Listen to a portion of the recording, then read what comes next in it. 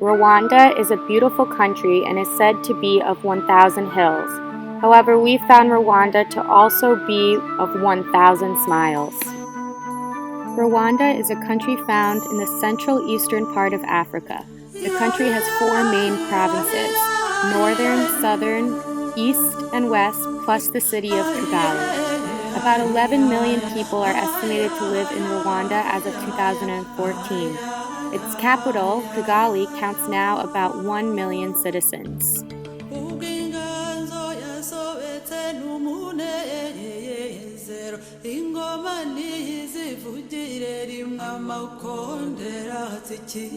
Anyone visiting this country is struck by the tremendous development after the tragedy of the 1994 genocide. The Rwandan economic growth has been on a steady rise for the past few years, with a current growth of 8%.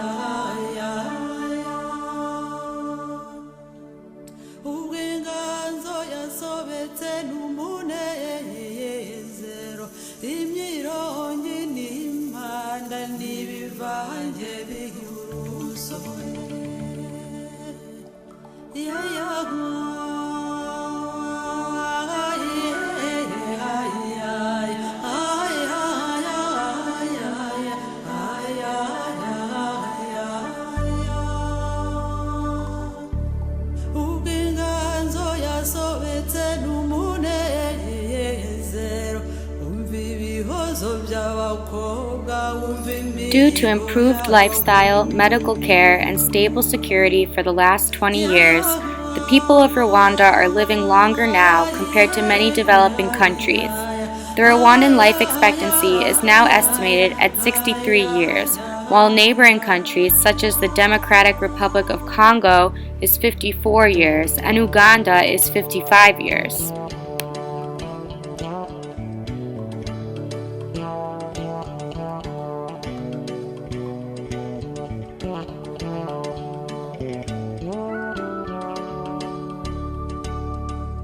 The Rwandan healthcare system is based on a referral system from the 40 district hospitals spread throughout the country to the 3 main public referral hospitals, the main one being the Centre Hospitalier Universitaire de Kigali, also known as CHUK, located in the capital city of Kigali. In addition, there is a developing private practice, especially in the main cities, led by the King Faisal Hospital in Kigali.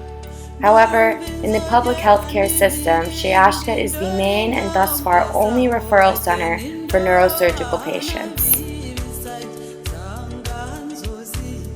Healthcare in Rwanda is sponsored by health insurance companies, and more than 85% of the population has some kind of health insurance.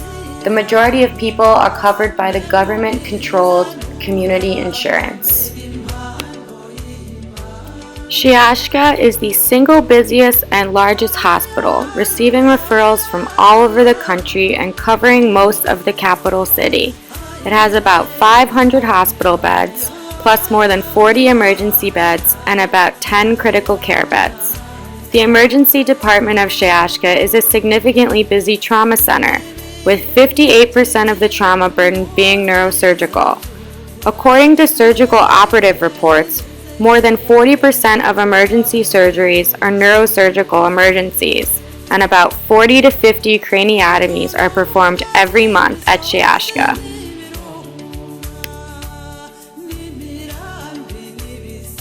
In 2010, Drs. Muneza and Nkuzi founded the Neurological Association. The association's mission is to elevate the level of neurological care in Rwanda to first world standards. In addition, they envision an East African Neurological Center located in Kigali.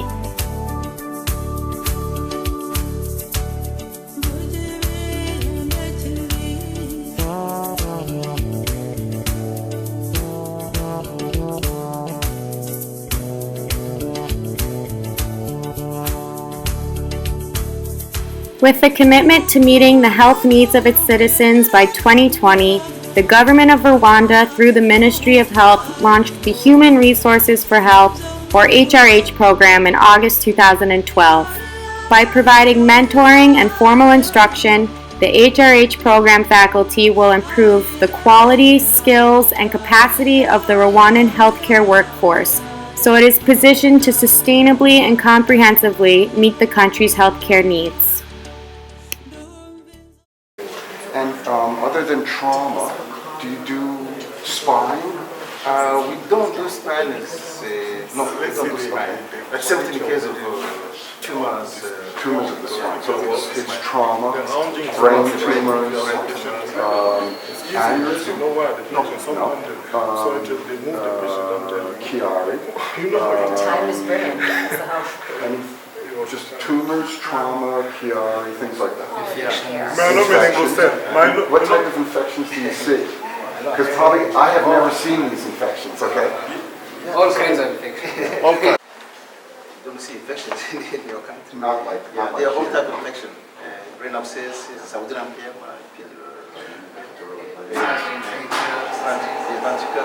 ventriculitis. Yeah. So you have a 64 slice, and I saw three-dimensional reconstructions of some of the cases. So you have very sophisticated and good quality.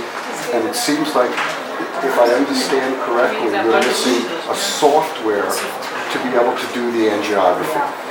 Because I have Siemens also. So, okay, all right. I think we might be able to help. We'll try. How many CTs per week do you do? A day. How many per day? So the machine is going all day, and there's reading all day going on. And the CHUK, as you know, is the biggest one hospital, is a referral hospital and teaching hospital in Rwanda. With more than 500 beds and more than 100 doctors. And 450 nurses and midwives. Yes. CHUK, we receive 75% of all transfer from district hospitals. And the big challenge we have is surgery in Rwanda, because surgery is not done in all district hospitals. A few district hospitals can manage some cases, very simple cases, but the all complicated cases, 75 of them come in CHUK. The first time when I received email from Dr. Lee, I think it's 3 or 4 months ago, I don't remember exactly the date, but when I realized that you have very big project which was about to change the situation in Rwanda, especially in neurosurgery, I was extremely happy. And the following emails that we have exchanged made me sure that something was going to happen. I've been practicing neurosurgery in Rwanda since 2005, in September. And the first days was a very big struggle because there was almost when I came from graduation, I came with a very short, a very small equipment, basic ones, and I was using protection brace in the first days. And 2 or 3 years later, I found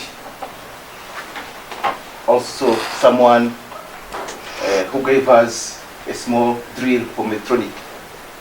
But this didn't last long. And then I went back to hand drill again. Think of making a program for neurosurgery, which is running right now. We have 3 residents in neurosurgery training, but we have also 3 outside the country. So in total we have 6 neurosurgery residents in training. It will be very hard for them to have training without proper materials. So this is a very big step in our progress ahead. So your involvement is very crucial in helping us to continue our development of neurosurgery. Just so that everyone understands how we even got here, we were in Rwanda in February on a holiday, and we were leaving, and we met Dr. Phil in the departure lounge, and we began a conversation, and he told us what he did, and we immediately went back and looked up, you know, the Global Health Initiative, and we became very excited to be able to do something as part of this initiative. I'd like to start by expressing my great respect for Dr. Muniza and the hard work that he's done over the past 10 years, on call every night, doing neurosurgery with tools that are make the cases more difficult as opposed to easier, and I have undying respect for a man who would dedicate his life to a country and really be the father of neurosurgery in Rwanda. So I'd like to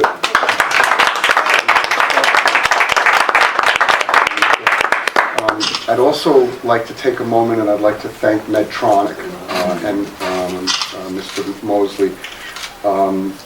Medtronic was very helpful in helping to donate a portion of the equipment, the majority of the equipment, and without their help, there would probably be only one drill instead of two drills.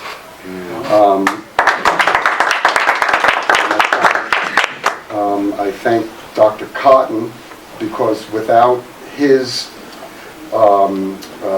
gregarious nature to turn around and to speak to us in the airport lounge, I think none of this would have happened.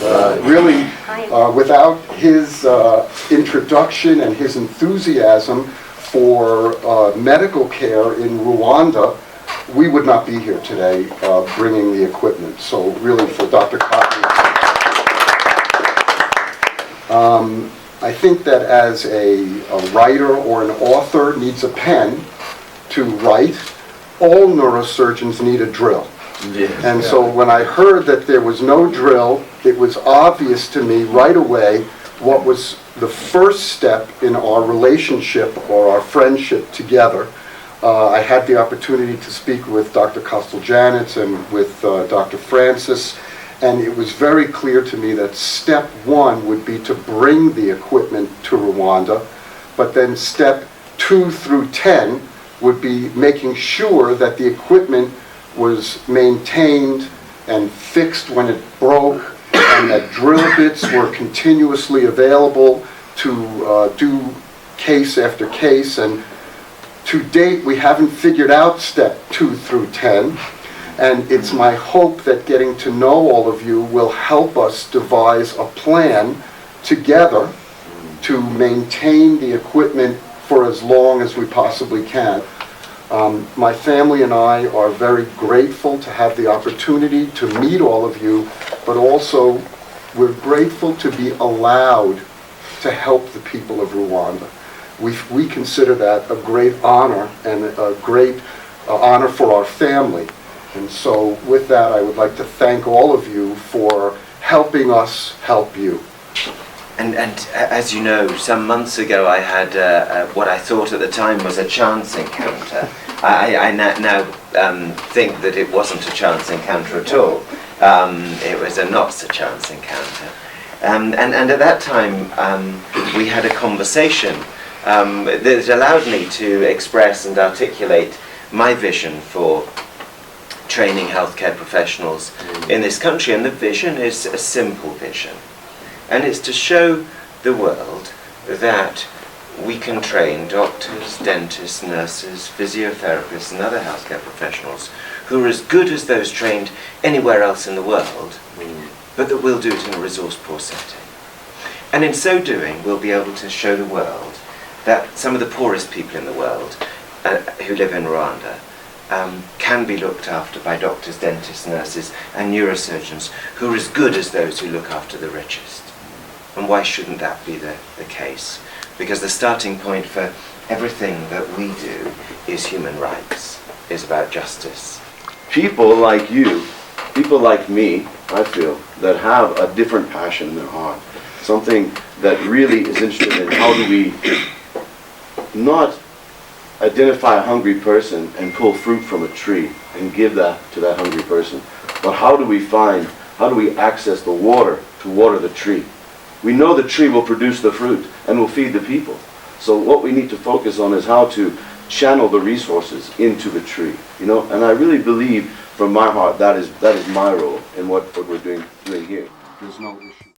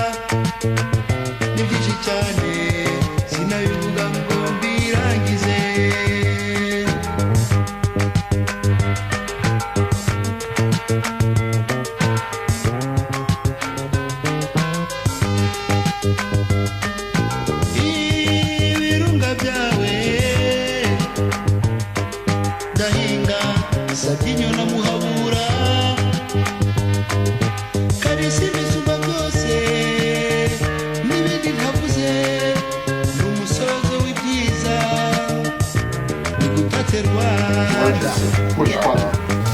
I think that's the wrong way.